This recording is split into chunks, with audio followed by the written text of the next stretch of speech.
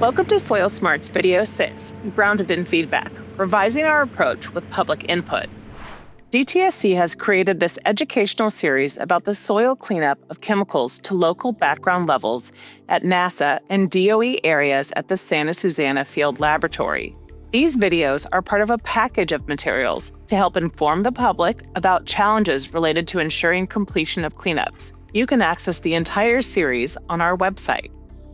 To help provide context to the area of Santa Susana that we are discussing, here is a map showing the boundaries for each of the federal responsible parties. The colored lines show the boundaries to each of the investigation areas, with NASA in blue and DOE in brown.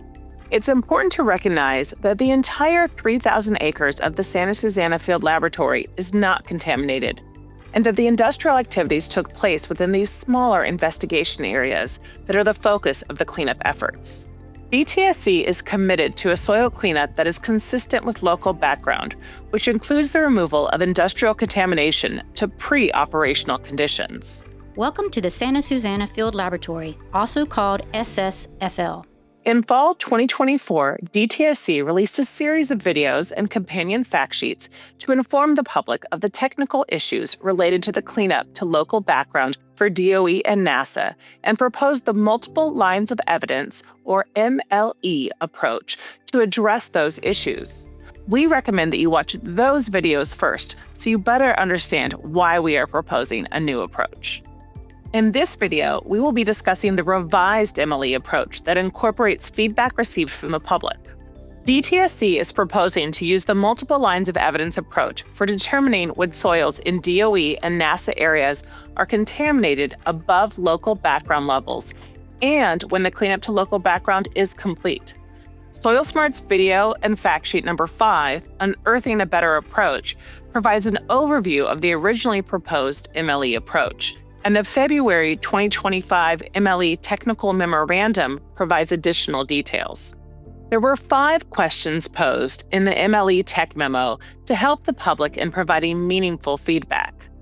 Good evening, and welcome to Workshop 3 of Soil Smarts. DTSC asked for feedback on the proposed MLE approach during Soil Smarts Workshop number 3 on March 12, 2025, and online through Stream, the SSFL tracker for response, engagement, and answer management.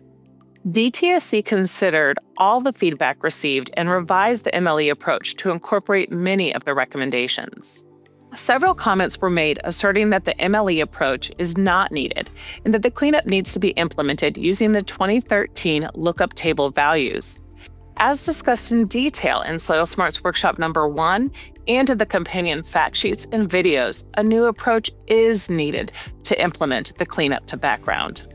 We heard from many of you that you wanted to hear more about false negatives and that you wondered why we didn't include that as a line of evidence.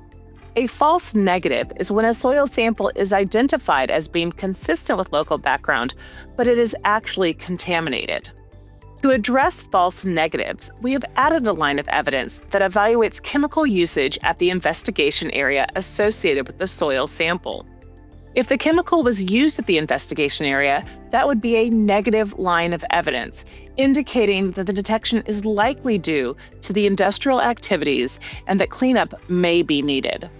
This new line of evidence also addresses comments received about considered historic operations at the site. The investigation area boundaries will further be used to evaluate habitat. We received many comments expressing the need to consider the ecosystem in the multiple lines of evidence approach.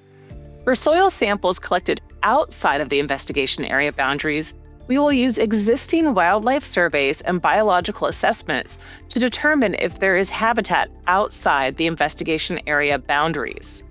So that's it for new lines of evidence in the revised MLE approach. Now let's talk about some of the lines of evidence that we have removed from the approach based on public feedback.